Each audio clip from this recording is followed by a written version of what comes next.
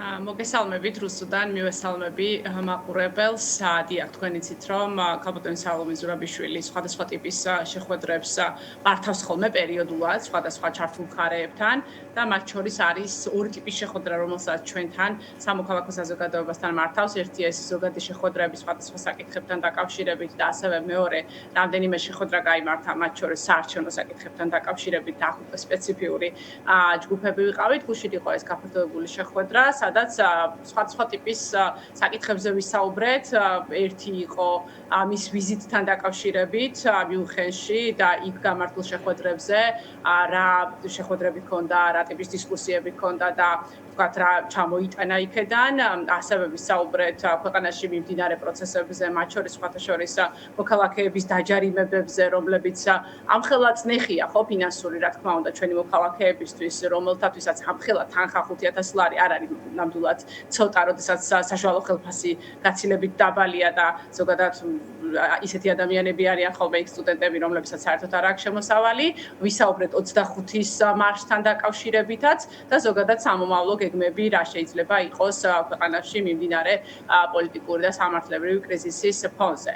რაც შეეხება კონკრეტულად მარშს, ჩვენ ვისაუბრეთ, რომ ეს თებერვალი ზოგადად მოგეხსენებათ არ არის მხოლოდ ახლანდელი და თანამედროვე ბრძოლის პროცესი, არამედ ეს არის ერთი საუკუნის წინ ცოტა მეტი ჩვენი პირველი რესპუბლიკის, ასე ვთქვათ, ბრძოლის გამოძახილიც და რაღაცა ამაზეც ვისაუბრეთ, რამდენად ისევ განგრძობითად გვიწევს ჩვენ ბრძოლა თავისუფლებისთვის, რუსული გავლენების წინააღმდეგ, აი ამ პროცესებზე და რა თქმა უნდა, მარშზე ვისაუბრეთ, როგორი უნდა იყოს იმისათვის, რომ უფრო მეტი ადამიანი შეუერთდეს და ყველასთვის იყოს ეს საინტერესო პროცესი, მოუწდეს მონაწილეობა, გარდა იმისა, რომ ყოველდღიურად ადამიანები განან რუსთაველზე. კი ბატონო, აი ყოველდღიურად მოქალაქეებით განან რუსთაველზე და ამ 87 დღის განმავლობაში ყოველდღე შეკრებას აქვს ბუნებრივია მნიშვნელობა.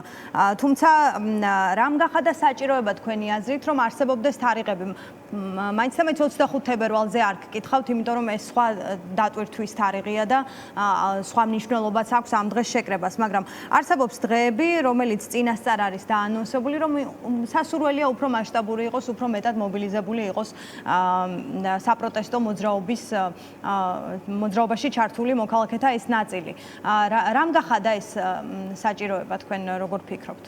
კი ბატონო, გეტყვით, ნახეთ, პროტესტი უკვე ძალიან დიდი ხანია გრძელდება, 97 დღე თქვით, თუ სწორად მახსოვს, ვეღარც ვიცვლით ხო დღეებს და ეს არის უწყვეტი პროტესტი, რაც არის ძალიან მნიშვნელოვანი. თუმცა ამის გარდა ჩვენ უკვე ბოლო 2 წლის განმავლობაში ძალიან ბევრი საპროტესტო აქცია მოგვიწია, იქნებოდა 2 წლის წინ რუსულ კანონთან დაკავშირებით, მერე გასულ წელს გაზაფხულზე, შემდეგ უკვე ეს უწყვეტი პროტესტი და რას ემსახურება ეს თარიღები? თარიღები ემსახურება იმას, რომ მიუხედავად იმისა, რომ ყოველდღე არის პროტესტი, ყოველდღე ყველა მოქალაქე რა თქმა უნდა ვერ ახერხებს გამოსვლას, ვინც არის პროტესტში ჩართული. სხვადასხვა ობიექტური მიზეზების გამო, მათ შორის ხო ზოგს შვილი აქვს, ზოგი საღამო საათებში მუშაობს, ზოგი დედაქალაქში არ ცხოვრობს და ვთქვათ, საღამო საათებში ბრუნდება ქალაქგარეთ და ასე შემდეგ და ყოველდღე ბევრი ადამიანი შესაძლოა არ იყოს. საკმარისი იმისთვის, რომ რუსთაველი გადაიკეტოს, მაგრამ არა იმისთვის, რომ ეს მასშტაბის ჩანდეს პროტესტის. ამიტომ ეს კონკრეტული თარიღები მნიშვნელოვანია იმისათვის, რომ მოქალაქეებს, ვისაც უნდათ პროტესტში მონაწილეობა, მაგრამ ყოველდღე ვერ არიან ჩართული, აი ამ პერიოდულობით მაინც მოახერხონ და დააფიქსირონ თავიანთი პროტესტი. იმიტომ რომ ჩვენ ხშირად ვისმენია მაგალითად, რომ აი პროტესტი მილევად რეჟიმშია, უფრო ცოტა ადამიანები არიან და ასე შემდეგ. მე კი მინდა გითხრათ, რომ არანაირად არ შეცვლილა იმ ადამიანების განწყობები, ვინც ამ პროტესტში 3 თვის წინ იყო თუ უფრო მეტის, ვიდრე დღეს უბრალოდ ყველა ვერ ახერხებს და აი ესეთ კონკრეტულ დღეებზე უკვე უფრო მასშტაბურად წარმოჩინდება ხო.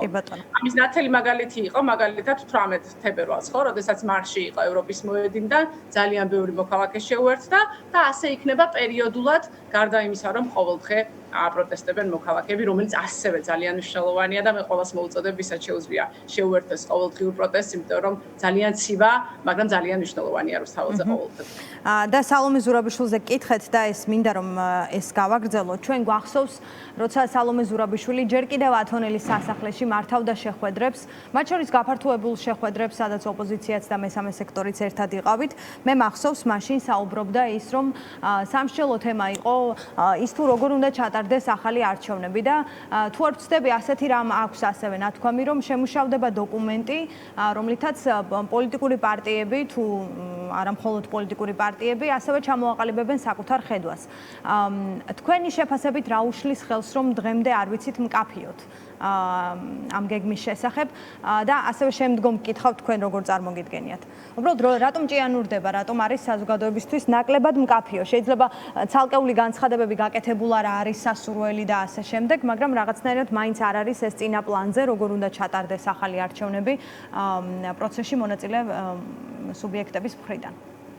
ხო, რამდენიმე შეხვედრა იყო, გეტყვით, პოლიტიკური პარტიების წარმომადგენლები და სამოქალაქო საზოგადოების, ვინც არჩევნებზე მუშაობთ და გვაქვს წარმოდგენილი ხედვები, ჩვენ მათ შორის სამოქალაქო ორგანიზაციებს ძალიან დაახლოებული გვაქვს ჩვენი ხედვა და მათ შორის პოლიტიკურ პარტიებს შორისაც არის ჩამოყალიბებული ხედვა, არის მცირედი განსხვავებები, მაგრამ მე ვერ ვიტყოდი, რომ ისეთი განსხვავებები, რომელიც რაღაცა დაახლოებას ვერ მოახერხებს და რაღაცა ერთიანი პოზიცია ვერ შეჯერდება.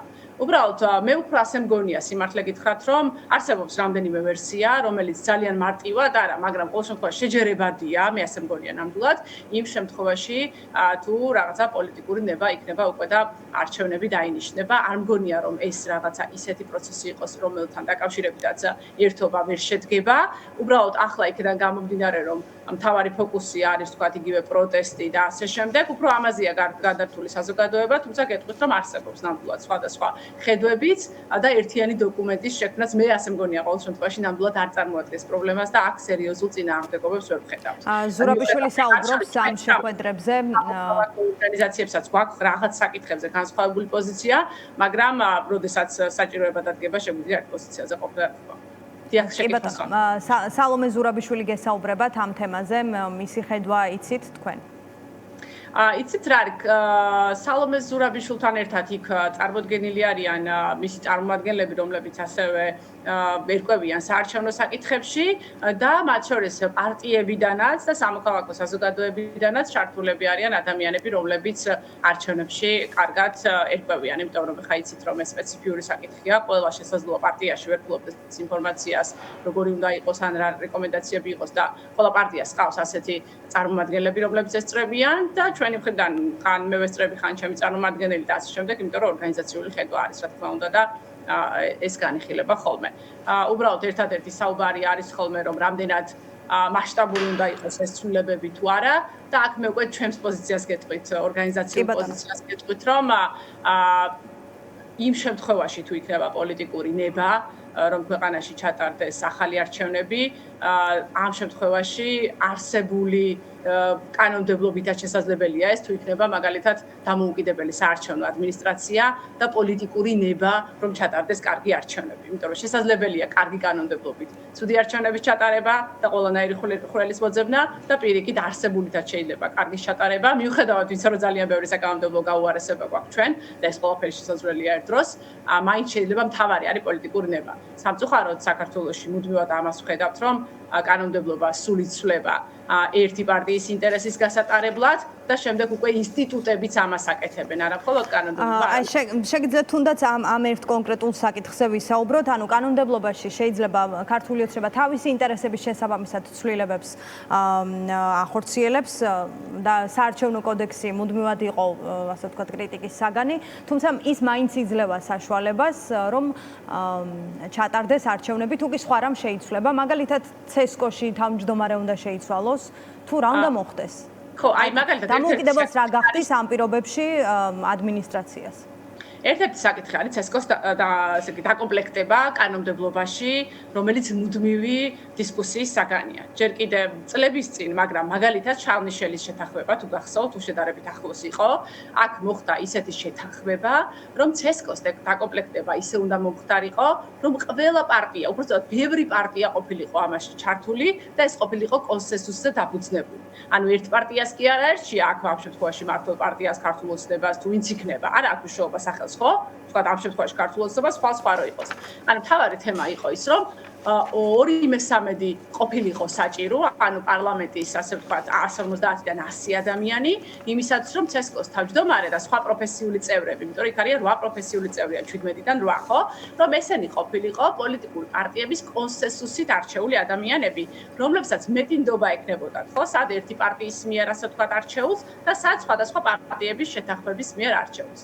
თუმცა ეს წესი უკვე არაერთხელ გაუარესდა და მაგალითად ბოლოს CESCO-ს თავმჯდომარის და პროფესიული წევრების არჩევა, რომელიც გასულ წელს მოხდა უკვე მხოლოდ ქართული ოცნების, ანუ ასე ვთქვათ, უბრალო უმრავლესობის შემთხვევაში. ამიტომ ეს სახელებზეც რო არ ვისაუბროთ და რომელ ადამიანზე ვსაუბროთ, უკვე ნდობას ამცირებს. ამიტომ მე რას ვამბობ, რომ ეს კანონმდებლობა აუცილებლად უნდა გაუმჯობესდეს და ისევ დაუბრუნდეს მაღალ კვორუმს პარლამენტში, მაგრამ თუ კი პოლიტიკური ნება იქნება დღეს ვთქვათ, კონსენსუსურად ისეთი ადამიანების შერჩევა, შესაძლოა ერთი პარტიის მხარდაჭერა იყოს საკმარისი, მაგრამ კონსენსუსით უნდა მოხდეს სხვა პარტიებთან, თუნდაც ამ კანონმდებლობის ფარგლებში ისეთი ადამიანების დაკომპლექტება CESCO-სი და ქვედა დონეებიც, მაგრამ CESCO ერთ-ერთი მნიშვნელოვანია, რომელსაც საზოგადოების და პოლიტიკური პარტიების მხარდაჭერა და ნდობა ექნება პირველ რიგში.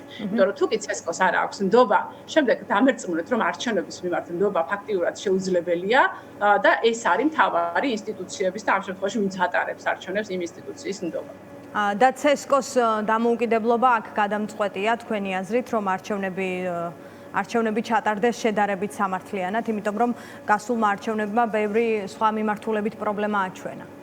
არა, მარტო CESCO ცხადია ვერ მოაგვარებს საქართველოში საარჩევნო პროცესებს, იმიტომ რომ თქვენ იცით, რომ არჩევნებზე საქართველოში ერთ-ერთი მთავარი პრობლემა არის, მათ შორის წინა საარჩევნო პერიოდშიც ამორჩეულთა დაშინება, ზეწოლა, მუქარა, მოსყიდვა და აი ამ არჩევნებზეც არაერთი ფაქტი ჰქონდა, ხო, რაღაცა პერსონალური მონაცემების შეგროვება, შემდეგ ამ პერსონალური მონაცემების გამოყენება, მოქალაქეების დასაშინებლად, შანტაჟისთვის თუ ასე შემდეგ და ჩვენ მათ შორის ჰქონდა არაერთი ინფორმაცია იგივე პირადობების ჩამორთმევასთან დაკავშირებით, ამიტომ რა თქმა უნდა პრობლემები, რაც დღეს ჩვენ საარჩევნო პროცესში გვაქვს, ძალიან ბევრია და ამას მარტო CESCO ცხადია ვერ მოაგვარებს, უბრალოდ რაღაცაზე რომ ვსაუბრობთ, საიდან დავიწყოთ, თორე რა თქმა უნდა, სახელმწიფო უსაფრთხოების სამსახური არ უნდა ერეოდეს არჩევნების ჩატარებაში, ადგილობრივი თვითმმართველობები უნდა იყოს დეცენტრალიზებული და საპარლამენტო არჩევნების დროს მათი ჩართულობა არ უნდა იყოს სხვადასხვა სახელმწიფო უწყებების, მათ შორის აი იგივე განათლების სისტემის დეპოლიტიზება უნდა მოხდეს, იმიტომ რომ ძალიან ხშირად სკოლის პედაგოგები არიან ხოლმე იძულებული ხშირ შემთხვევაში რომ ჩაერთონ ამ პროცესში ან საბავშვო ბაღების მასწავლებლებს, ამიტომ ეს ძალიან კომპლექსური პრობლემებია, მაგრამ ის რომ მაგალითად ადმინისტრაცია იყოს დამოუკიდებელი და უბანზე არ დაუშვან ერთი და იგივე ადამიანი მეორედ რომ შემოვა იგივე კარუსელი ხომ არ დაუშვან ადამიანი პარკირების პროცედურის ასე ვთქვათ თუ აქვს გაკეთებული მეორედ იქ ვერიფიკაციის აპარატებთან ჩვენ ვერ ვხედავთ შესაძლოა ერთ და იგივე ადამიანს მიიღო მონაწილეობა ან ესენი რაც უკვე უბანზე მოხდა აქ რა თქმა უნდა საარჩევნო ადმინისტრაციის ბრალეულობაა, იმიტომ რომ მათ დაუშვეს ის რაც უბნებზე ჩვენ ვნახეთ და იმ შემთხვევაში თუ ადმინისტრაცია იქნებოდა დამოუკიდებელი, მიუხედავად ზეწოლისა და მუქარისა გარეთ მაგალითად, ხო? უბანზე მაინც არ მოხდებოდა ეს ყველაფერი, რაც ჩვენ ვიხილეთ, ხო? კი ბატონო. თუმცა მით უმეტეს როცა ვსაუბრობთ ამდენ პრობლემაზე, რაღაცნაირად კომპრომისის მზაობას ჯერ ქართული ოცნება არ აჩვენებს. რომ ახალი არჩევნები დაინიშნოს, უფრო მეტიც რაღაცნაირად ფიქრობს, რომ ეს პროცესი მან გადააგორა, ეს კრიზისი, რადგან საჯარო განცხადებებში ფიქრობენ, რომ პროტესტი ფაქტობრივად არ არსებობს, თუმცა რეალობა მაინც სხვაგვარია. ნინო, ბოლოს მოვისმენ თქვენს პოზიციას, თუ კი უკვე გაქვთ ხედვა 25 წლის არჩევნებზე, თქვენ როგორ ფიქრობთ, თუ კი ვითარება არ შეიცვლება და თუ არ შეიცვლება ალბათ გაუმჯობესებულ არჩევნებს ჩვენ ვერც 25-ში ვნახავთ, მაგრამ მაინც როგორ ხედავთ 25 წლის არჩევნებს, მასში პოლიტიკური პარტიების მონაწილეობას? ხო, იცით, ეს ძალიან პოლიტიკური შეკითხვაა და ალბათ მე მაინც ვფიქრობ, რომ პოლიტიკური პარტიების საპასუხოა, ხო? მაგრამ მე როგორც არჩევნებზე დამკვირვებელი ორგანიზაცია, ასე გიპასუხებთ, რომ მე ძალიან ბევრი წელი არჩევნებზე მუშაობ და ეს იყო ერთ-ერთი ყველაზე მძიმე არჩევნების შეფასების ნაწილში, როდესაც ჩვენ ესე პირველად ვთქვით ფაქტიურად ამდენი წლის შემდეგ, რომ არჩევნები ვედგინება ქართველი ხალხის ნების გამოხატულება. ეს არ არის ადმინისტრაციული, ხო, ესეთი ასე ვთქვათ შეფასება არჩევნების, თუ მართლა ამასთან დაკავშირებით სერიოზული პრობლემები არ გაქვს ნათქვამი. ამიტომ მე პირველ რიგში სანამ 25 წლის არჩევნებზე ვისაუბრებ, მე მგონია რომ ყველაზე სწორია ის არჩევნები, რომელიც არ იყო ქართველი ხალხის ნების გამოხატულება, ის უნდა ჩატარდეს თავიდან, რომ გამოიხატოს ქართველი ხალხის ნება ამ შემთხვევაში საპარლამენტო არჩევნების ნაწილში. ამიტომ მე თვითმმართველობის არჩევნებზე ჯერ შეფასებების გაკეთებას მოვერიდები და არ ვიცი რას გადაწყვეტენ პოლიტიკური პარტიები, მე მგონია რომ შეიძლება ნაადრევია კიდეც, უბრალოდ ბოლო დღეებში გაჩნდა ასეთი მოსაზრებები. უბრალოდ წამოიწია რაღაცნაირად საკითხი, თუმცა ხო, ჯერ გაცილებით ადრეა ამაზე სასაუბროთ. მადლობა. მე ვეთანხმები საზოგადოების მოთხოვნას, რაც არის ორი მოთხოვნა დღეისათვის, როგორც სადამკვირვებლო ორგანიზაცია, რომელიც არჩევნებზე მუშაობს, წმინდა აპოლიტიკურად ვიძახია ამ შემთხვევაში, როგორც დამკვირვებელი, რომ ისეთი არჩევნები, რომელიც ვერ ასახავს ნებას მოქალაქეების, ვერ ჩაითვლება არჩევნებად, ხო? და ამიტომ ეს ძალიან მნიშვნელოვანია, სულ ერთია, რომელი აქტორი იყო ამ შემთხვევაში ჩართული თუ არ იყო ჩართული. ჩვენთვის ძალიან მნიშვნელოვანია, რომ ამ მრჩეველმა ნება გამოხატოს თავისუფალ და სამართლიან გარემოში და არჩევნები ასახავდეს საქართველოს მოქალაქეების ნებას. მადლობა.